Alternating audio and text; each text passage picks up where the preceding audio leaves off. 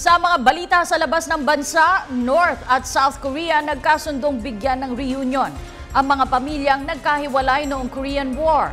At Amerika umaasang papabura ng Afghan government ang bagong security deal nito. Ang mga detalye sa Globalita ni Edwin Eusebio. Inihayag ngayon ni Anders Fogh Rasmussen. Inaasahan niya na malapit ng papayag ang pamahalang Afghan para sa bagong security deal. Hinggil ito sa engagement ng US at Afghan troops pagkatapos ng taong 2014. Unang tumanggi si Afghan President Hamid Karzai na lumagda sa kasunduan bago ang presidential election sa kanyang bansa sa ika-5 ng Abril. Nalathala pa na may lihim siyang ugnayan sa Taliban para makamit ang kasunduang pangkapayapaan. Nagbabala ang USA kay Karzai na ang security deal sa kanluran ay alyansang kinakailangan para sa napapanahong plano sa 2014. Puspusan na ngayon ang presidential campaign sa Afghanistan. Hindi na maaaring kumandidato si President Karzai at mismong ito ang nagsabi na nais na niya ng bagong leader para sa Afghanistan.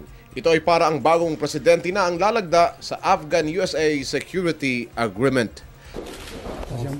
Nagkasundo ang North at South Korea na ituloy ang reunions ng mga pamilyang nagkahiwalay dahil sa pagsiklab ng Korean War noong dekada 50.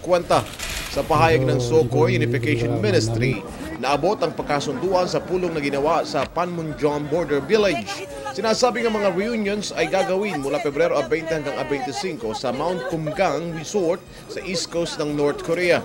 Sa pool ng simula ng programa noong taong 2000, mahigit 8,000 mga pamilyang Koreano ang pansamantalang nagkasama.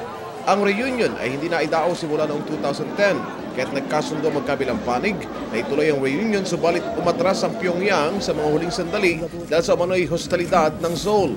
Gayunman, sinabi ng pinuno ng delegado ng SOCOR ay ginigit ngayon ng NOCOR ang mithin itong magka-reunion na ngayon. Gayunman, marami ang nangangamba na ang US at SOCOR meeting ay maaaring maging dahilan para umatras naman ang NOCOR sa reunions.